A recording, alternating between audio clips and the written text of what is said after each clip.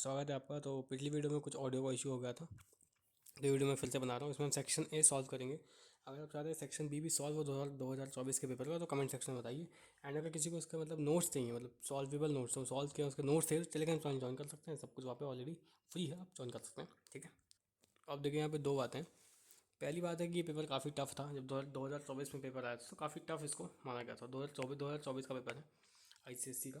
तो पिछले साल का पेपर इसको हम सॉल्व करेंगे, है ना। तो ऑब्वियसली ये टफ माना गया था जब पिछले साल आया था।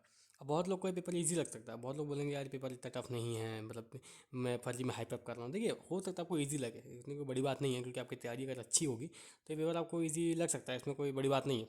ठीक है, हम लोग सॉल्व करने की कोशिश करते हैं।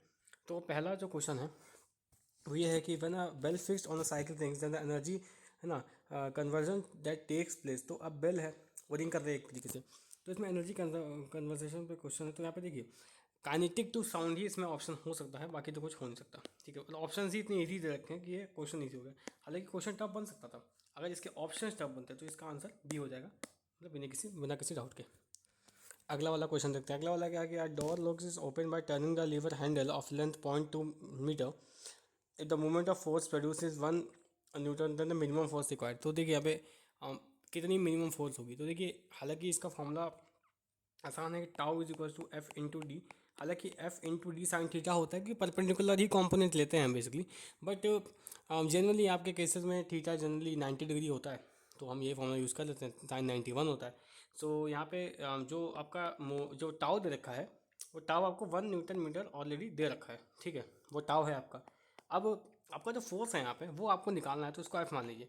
तो आप ये जो डी है ये 0.2 है, इसको अगर डिवाइड कर देंगे तो आपका आंसर एफ आ जाएगा, ऐसे 5 न्यूटन आ जाएगा। 5 न्यूटन आपका ऐसे आंसर आ जाएगा। तो ऑप्शन ए इसका करेक्ट हो जाएगा। आगे बढ़ते हैं। अब देखिए, a force F moves a load A to C. अच्छा, इसमें डिस्प्लेसमेंट, तो डिस्प्लेसमेंट जो होता है जब भी वर्क डन लेते हैं, डिस्प्लेसमेंट हमेशा फोर्स के डायरेक्शन में लेते हैं एक्चुअली। ठीक है, तो ये आपका डिस्प्लेसमेंट होगा जो कि फोर्स की डायरेक्शन में है। ये तो हो नहीं सकता क्योंकि फोर्स की डायरेक्शन में है नहीं, पहली बात तो। असल बात है, फोर्स की डायरेक्शन तो इस साइड है ना, तो ये भी नहीं हो सकता। और दूसरी बात है, डिस्प्लेसमेंट हमेशा शॉर्टेज डिस्टेंस होता है। शॉर्टेज डिस्टेंस भी दो, किसी भी डेफिनेशन से करिए 5 मीटर ही आंसर आएगा, ऑप्शन से ही आंसर आएगा। अब देखा, radioactive nucleus containing 128 nucleons emits beta particle after beta emission the number of nucleons. तो यहाँ पे चेंज आएगा नहीं, बीटा पार्टिकल इमिट करते हैं, न्यूक्लियॉन्स पे कैसे चेंज आ सकता है। फिफ्थ पे देखते हैं। तो assertion is ultraviolet radiation are scattered more as compare to microwave radiation. ठीक है, रीजन वेवलेंथ। अब देखिए यहाँ पर रीजन गलत दे रखा है। रीजन यहाँ पे आपको गलत दे रखा है कि ए तो ट्रू है बट आर फॉल्स है। यहाँ पे ए ट्रू है बट आर फॉल्स है। थियोरिटिकल बेस्ड क्वेश्चन है, ज़्यादा टफ नहीं है। कुछ कुछ क्वेश्चन में काफ़ी अच्छे हैं। when the stem of vibrating turning fork, sorry, turning tuning fork is pressed on a table, the tabletop starts vibrating. These vibrations are definitely an example, definitely बोल दिया गया है। तो रेजोनेंस ऑब्वियसली हो नहीं सकता है, क्योंकि इसमें ये नहीं, कहीं नहीं लिखा कि हायर एम्पलीट्यूड के साथ वाइब्रेट कर रहा है, बस वाइब्रेट कर रहा है इतना लिखा हुआ है। तो आई थिंक फोर्स वाइब्रेशन ही इसका आंसर होगा, वही होगा। ठीक है, फोर्स वाइब्रेशन होगा। अब देखिए, विच of the following is class 3 reverse. Simple से ह्यूमन फोरम, डायरेक्टली थ्योरी बस question. The specific resistance of a conductor depends on it.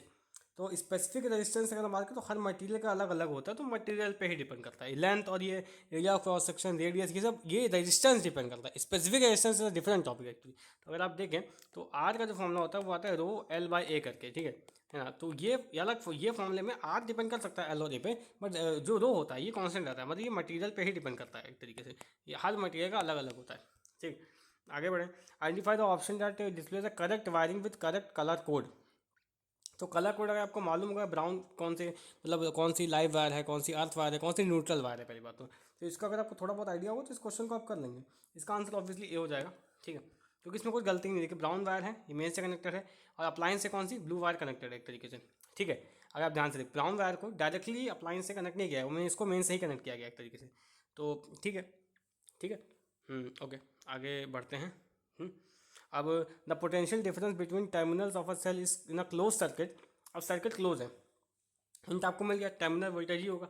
Circuit close है एक्चुअली, तो आप अगर ओपन होता तो उसका आंसर आपको ऑलरेडी पता है। अभी यहाँ पे हुआ during melting of ice is 0 degree Celsius. तो यहाँ पर ऑब्वियसली एनर्जी तो ऑब्जर्व होती है, बट टेम्परेचर चेंज नहीं होता है, लेटेंट हीट होती है। तो यहाँ पे बी वाला ऑप्शन हो जाएगा। अब लीनियर मैग्निफिकेशन सिल्वर्स में कनकेव लेंस का ऑब्वियसली डिमिनिश में आता है, M is less than 1। Radioactive, ये अच्छा क्वेश्चन है, इसको आप कर सकते हैं। Radioactive element is place in evacuated chamber then the rate of radioactive decay increase होगा कि डिक्रीज होगा? कुछ नहीं होगा भाई, चेंज ही नहीं करेगा एक तरीके से। जो rate of radioactive decay होता है वो सराउंडिंग पर डिपेंड नहीं करता है, कहीं भी आप उसको प्लेस करें। आगे बढ़े, the graph given below shows the heat supplied. अच्छा, स्लोप बताना है आपको, तो यहाँ पे देखिए वाई एक्सेस पे स्लोप क्या होता है, स्लोप बताइए, M is equal to Y upon X. हालांकि डेल होता है, del Y upon del X होता है, पर चलिए अभी सिंपल से बात है, कोई भी दो पॉइंट का डिफरेंस है। तो देखिए यहाँ पे हम लेते हैं कि वाई पे क्या, डेल क्यू, मान लीजिए डेल टी। तो ये स्लोप किसको रिप्रेजेंट करता है, कौन सा फॉर्मूला है, हीट कैपेसिटी का फॉर्मूला है, डी ऑप्शन हो जाएगा। ठीक है, अब block of glass is put into the path of light as shown below. ये क्वेश्चन बहुत लोगों ने गलत किया था पिछले साल, ये क्वेश्चन सबको कंफ्यूजन था, सबने काफ़ी लोगों ने इस क्वेश्चन को गलत किया। तो इसमें क्या है यार, एक ब्लॉक अगर आप ग्लास में यहाँ पे डाल दोगे, ये ग्लास ब्लॉक है, तो देखिए यहाँ पे क्या होगा, इसका कन्वर्जिंग पॉइंट क्या होगा, ये स्लैब से थोड़ा आगे शिफ्ट हो जाएगा, मतलब ये कहीं यहाँ पे जाके कन्वर्ज करेगा। क्यों करेगा ऐसा, क्योंकि देखिए लाइट के रास्ते में एक और ब्लॉक है जाके, लाइट तो यहाँ पे एयर में थी, अब फिर यहाँ पे ब्लॉक में आएगी, इस वजह से क्या होगा, कन्वर्जन थोड़ा सा आगे हो जाएगा, आगे पॉइंट जो स्लैब के अवे मूव करेगा।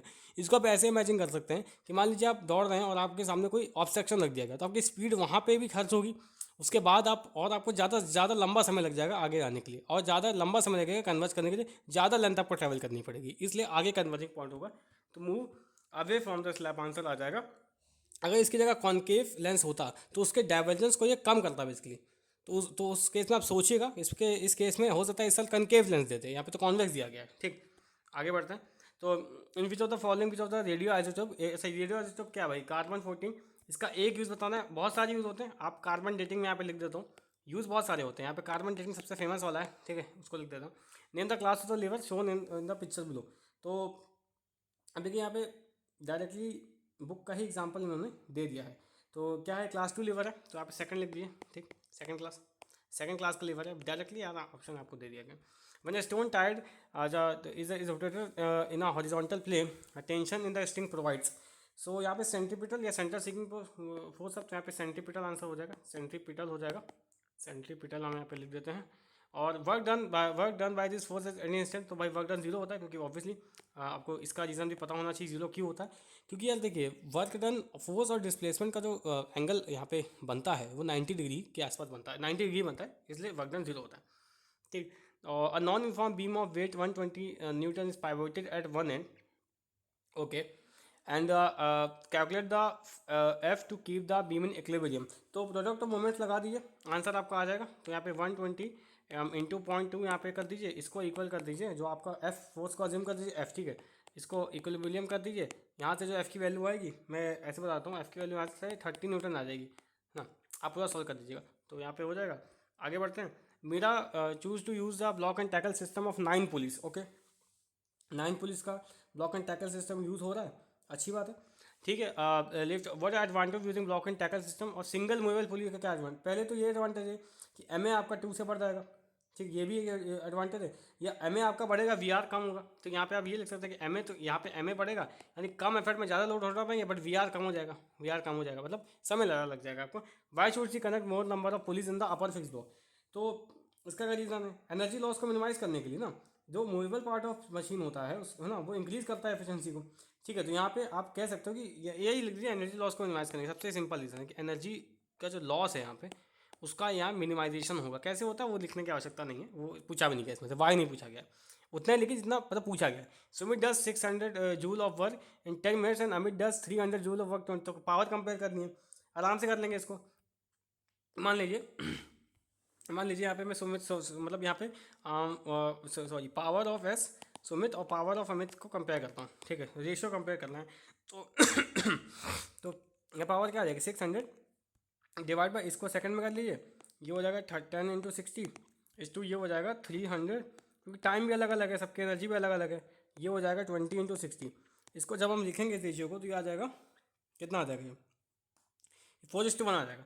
तो यहाँ पे P/S 4:1 आ गया, मतलब यहाँ पे सुमित के पावर विथ रेशियो अमित 4:1 आ गया, तो आसान है, इसको भी कर सकते हैं। 5 bulbs are connected in series in a room, 1 bulb is fused and it is removed and remaining 4 bulbs are again connected in series, ठीक है, एक बल्ब को हटा दिया, तो इफेक्ट ऑफ फिजिकल क्वांटिटी, तो देखिए रेजिस्टेंस क्या करेगा, तो डिक्रीज कर जाएगा, क्यों भैया, सीरीज में रेजिस्टेंस जोड़ता है, एक रेजिस्टेंस अगर आप हटा दोगे तो 4 का एडिशन 5 से तो कम ही होगा ना, सिंपल था, इंटेंसिटी बढ़ जाएगी लाइट की। रेजिस्टेंस क्या करता है, लाइट को मतलब क्या मतलब बिजली को रोकता है ना, ऑब्स्ट्रक्शन प्रोवाइड करता है, तो इससे इंटेंसिटी ज़्यादा बढ़ जाएगी। आगे बढ़ते हैं। रॉन कंडक्टर एक्सपेरिमेंट्स ऑन एको। अब ये जो क्वेश्चन है ये क्लास 9th में जहाँ एको पूछा भी नहीं जाता है उसमें स्पीड ऑफ साउंड्स के रेफरेंस से बन के आया था, ठीक है। बट ये क्वेश्चन यहाँ पे पूछा गया, तो यहाँ पे बस कुछ नहीं, आपको मिनिमम डिस्टेंस आपको यहाँ पे उसने देखी है एक्स मीटर्स एको ऑक्सीजन के लिए, वाई मीटर्स बेंजीन के लिए। आपको क्वेश्चन 9th के स्पेसिफिक में मिल जाएगा, बट हाँ एको का उसमें मेंशन नहीं है, स्पीड के थ्रू निकलाया गया है। तो स्पीड ऑफ साउंड आपको देखा है, डिस्टेंस को एक्स टू वाई मान लीजिए, रेशियो ही तो आपको पूछा है एक तरीके से, एक्स टू वाई मान लीजिए, ठीक। यहाँ पे क्या हो जाएगा, इसको करिए 340 into 0.1 which is persistence of hearing divide by 2, simple सा फॉर्मूला लगा दीजिए एको का, इसमें तो कुछ भी नहीं करना है यार। और ये हो जाएगा 200 इंटू 0.1 अपॉन 2, इसको कैलकुलेट करेंगे तो यहाँ पे आ जाएगा आपका रेशियो आ जाएगा एक्स टू वाई का, आ जाएगा 17:10 रेशियो आ जाएगा। और यही पूछा गया आपसे, आंसर आ गया, आंसर आ गया, आंसर आ गया। और यहाँ पे आंसर पूछा गया, अच्छा आंसर हमको रिपोर्ट करना है कि कौन ज़्यादा होगा, कौन ज़्यादा होगा इसमें, तो आपको एक्स की ही डिस्टेंस ज़्यादा देखने को मिलेगी, यानी एक्स को ज़्यादा ट्रैवल करना पड़ेगा, X is greater than Y, है ना। जस्टिफाई कर दिया हमने अपना आंसर भी। In reading glass what is the position of the object. अब रीडिंग ग्लास कन्वेक्स लेंस का बैक करता है, बेसिक सा क्वेश्चन है भाई, बहुत बेसिक सा क्वेश्चन है, इसमें तो ऐसा कुछ करना ही नहीं है, ठीक है। तो यहाँ पे क्या है कि अब यहाँ पे बिटवीन एफ ओन ओ, फोकल बिटवीन, एक सेकंड, बिटवीन एफ एंड ओ के बीच में आता है, ओ ऑप्टिकल सेंटर है, एफ आपका बेसिकली फोकस है, ठीक। उसके बीच में रहता है हमेशा, उसके बीच में आता है ऑप्टिकल सेंटर, ठीक है। उसके बाद अगर बात करें कॉन्केव लेंस क्यों नहीं यूज़ कर सकते, भाई कॉन्केव लेंस अपराइट इमेज देता है, डिमनिश इमेज देता है, डिमनिश इमेज थोड़ी चाहिए आपको, तो एक रीज़न ये लिख दीजिए कि M1 से छोटा है तो डिमनिश इमेज मिलेगी, और दूसरा अपराइट इमेज बनेगी, कोई भी रीज़न दीजिए, मैं यहाँ पे ये लिख देता हूँ, ठीक। आगे बढ़ते हैं, आगे बढ़ते हैं। A fuse is rated 5 ampere, can it be use with a geyser rated 1540। तो सिंपल सी बात है, करंट टॉलरेट निकाल लीजिए इसका कि कितना टॉलरेट कर सकता है करंट, इसको निकाल लीजिए, आपका आंसर आ जाएगा। तो फॉर्मूला यूज़ कर लीजिए, I is equal to P upon V, basic सा फॉर्मूला है ये। यहाँ पे आ जाएगा 1540 डिवाइडेड बाय 220, इसका आंसर कितना आ जाएगा, 7 आ जाएगा। 7 तो एटलीस्ट होना चाहिए उससे, है ना, 7 तो एटलीस्ट, ये तो 5 ही है, नहीं हो पाएगा, नो, आपका आंसर हो जाएगा नो, जस्टिफिकेशन आपने दे दिया। State two factors affecting the speed of rotation of the coil in the DC motor. DC motor से क्वेश्चन सिंपल है, करंट, एक तो करंट आप लिख सकते हैं, एक तो आप करंट लिख सकते हैं, करंट जो भी कॉइल में होता है, दूसरा नंबर ऑफ टर्न्स लिख सकते हैं, मतलब और भी तो होते हैं, बट यहाँ पे सबसे जो दो प्रोमिनेंट वाले हैं वो मैंने लिख दिया एक तरीके से, ठीक है। एरिया ऑफ विथ भी होता है कॉइल का, वो भी इंपॉर्टेंट है। बाकी स्ट्रेंथ ऑफ मैग्नेटिक फील्ड भी लिख सकते हैं, 4 हैं, कोई भी 2 लिख दीजिए, कोई दिक्कत नहीं है। How much heat is required to convert 500 gram of ice, अच्छा सिंपल है यार, लेटेंट हीट का फॉर्मूला लगाइए, Q is equal to ml, latent heat Q is equal to ml, तो इसको कैलकुलेट करेंगे तो ये यूनिट वाइज जो आ जाएगा 330, ये आपका आ जाएगा 16,500 जूल्स, आ जाएगा, ये आपका आंसर आ जाएगा। सिंपल सा है, तो मल्टीप्लिकेशन क्वेश्चन 2 मार्क्स का है, बट हाँ स्टेप वाइज आपको फॉर्मूले में सब मेंशन करना पड़ेगा तभी आएंगे marks. Copy and complete the nuclear reaction by filling the blanks. तो क्या ही करना है, इसमें ब्लैंक फिल करना है। तो इसमें यार देखिए, ये आपका यहाँ पे तो देखिए सिंपल बात है कि ये 140, एक सेकेंड, हाँ ये 141 हो जाएगा, कोई दिक्कत नहीं है, ठीक है। और ये क्रिप्टॉन है, ये 36 हो जाएगा, बाकी तो ठीक ही है, बाकी यही आंसर होगा। तो अब हमने सेक्शन ए को सॉल्व कर लिया, अगर आप चाहते हो सेक्शन बी के क्वेश्चन और थोड़े अच्छे लेवल के आपको देखेंगे, अगर सेक्शन बी पूरा सॉल्व कराऊँ 6 के 6 क्वेश्चन, तो कमेंट सेक्शन में बताइए, सेक्शन बी भी पूरा सॉल्व कराऊंगा। और ये क्वेश्चन काफ़ी अच्छा है सेक्शन बी का, अच्छा क्वेश्चन ये वाला, ये बी वाला बहुत अच्छा क्वेश्चन है, इसको सॉल्व कराएंगे, अगर कमेंट्स करेंगे तो सॉल्व करेंगे, नहीं करेंगे तो कोई करेंगे। हाँ लास्ट वाले में इस क्वेश्चन में भी काफ़ी लोगों को डाउट हुआ था, इसको भी सॉल्व करेंगे, कमेंट्स करिए तो सॉल्व कराते हैं इसको भी।